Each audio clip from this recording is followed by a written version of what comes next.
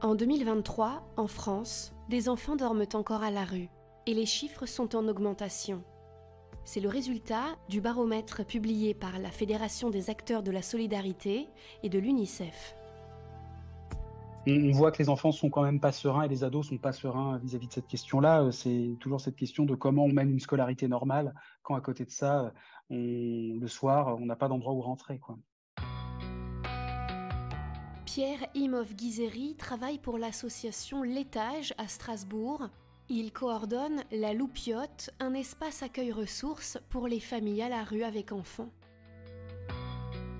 Les familles à la rue, avec enfants mineurs qu'on reçoit à la Loupiote, c'est principalement des familles qui n'ont pas de statut administratif clair en demande d'asile, mais il y a toujours un laps de temps pendant lequel ces familles ne sont pas prises en charge. Et donc elles contactent le 115, qui ne peut pas héberger toutes les familles qui s'adressent à la veille sociale, et beaucoup de ces familles sont à la rue en attendant cette prise en charge. Et pendant ce laps de temps, donc c'est des familles qui fréquentent la Loupiote, concrètement qui n'ont pas d'endroit où dormir le soir, hein, pour une bonne partie, et qui viennent se reposer et bénéficier de nos services pendant la journée.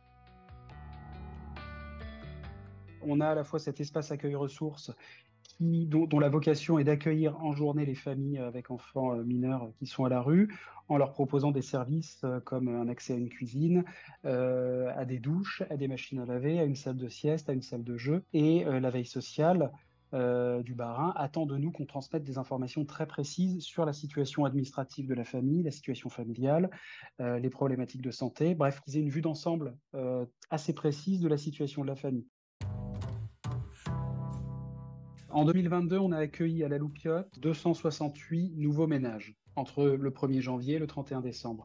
Là, en 2023, on est passé à 387. Il y a plus de familles qui arrivent et l'autre chose qu'on constate, c'est qu'elles sont à la rue plus longtemps.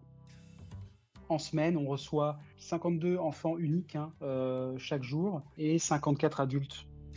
Ce qui nous préoccupe beaucoup, c'est la question des familles qui sont à la rue au moment où on ferme le soir. On constate qu'il y a une trentaine de familles qui restent sans solution une fois qu'elles quittent la Loupiote. Ça, c'est des chiffres qu'on dénombre quotidiennement et c'est en augmentation. Une fois qu'une famille rentrait en hôtel, on était plutôt serein, on était content pour eux parce que c'est pas un hébergement stable, ça reste un hébergement d'urgence, mais on savait qu'elles y seraient pour plusieurs mois. Dorénavant, c'est un peu différent. Il arrive qu'il y ait des prises en charge qui s'arrêtent avant et donc les familles se retrouvent à nouveau à la rue, sont obligées à nouveau de composer le 115, peuvent être prises en charge au bout d'un moment, mais voilà, il y a un retour à la rue à un moment donné.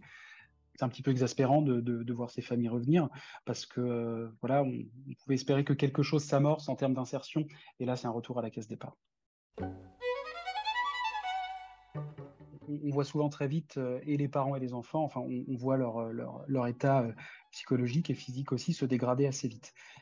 Les enfants, à partir du moment où ils sont scolarisés, au moins, on a la certitude que même s'ils ont passé une nuit difficile, l'équipe éducative, l'équipe d'enseignants à l'école, en général, et la direction de l'école surtout, est au courant de la situation de la famille, et ils sont compréhensifs.